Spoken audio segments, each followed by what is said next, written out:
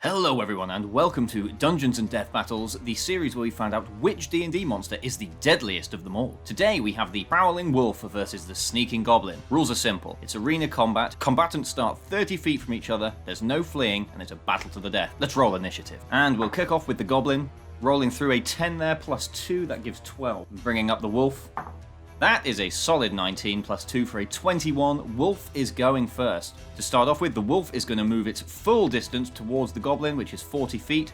So gets nice and cozy into close combat melee range there. And now it's going to go ahead and roll its bite attack. There's a +4 on this one. And that is a 5 plus 4 for a 9. Unfortunately, it does not beat the Goblin's 15 AC, which means the Goblin gets to retaliate. The Goblin is going to utilize its Nimble Escape bonus action, and it's going to get out of there with a disengage. It's going to move 30 feet around the Wolf, and it's going to pop an attack with its short bow now it's got some distance. And that is a 15 plus 4 for 19. So that is going to hit. Let's roll some damage. That is going to be a 1d6 roll. Plus 2 for a lovely 3. That brings the Wolf's hit points down from 11 to a healthy 8. And it does bring it back to the Wolf's turn, which is once again going to move and close that gap, and it's going to pounce in, get that bite attack once again for another 5. Unfortunately, not making that attack, rolling a pitiful 9. Not beating the Goblin's 15 AC yet again. Goblin is going to continue on with the same tactics as last time. Disengaging with its Nimble Escape bonus action, and seeing if it can evade that Wolf. It's going to get that distance, and once again, it's going to pop that short bow attack for a 10 plus 4. That does beat the Wolf's armor class of 13, which means once again we're going to get some damage rolled. That's yet again another d6.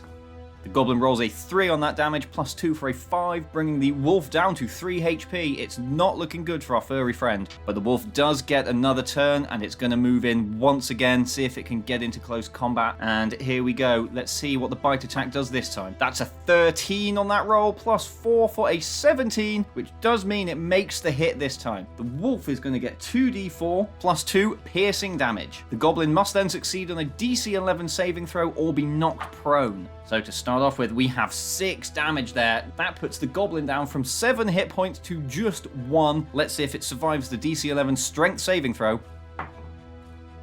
Which with a 2 plus that terrible -1 for that modifier, that's going to leave it with a solid 1, which means our Goblin friend is on the ground prone, Wolf slavering over the top. The Goblin is going to use half of its movement to stand, and then it's going to make the most of its melee attack, and it's going to see what it can do with its scimitar. So let's get it on that roll with a +4. That's a 3, bringing it up to 7, which unfortunately is not enough to hit the Wolf. And we're going to roll straight back round to the Wolf's turn and see just what it can do. And it's going to make that bite attack once again. This could be it for the Goblin, and with a 16 adding up to 20 with that +4 modifier, that is going to be plenty enough to end it. But for the sake of this, let's see just how much damage the Wolf succeeds by, and that there is a 4 plus 2 for a 6, and that brings the Goblin well below 0 hit points. First victory of the Dungeons & Death Battles brawl goes to the Wolf. Join me again next time where we battle some more creatures to see which one takes the spot as Dungeons & Dragons' deadliest monster.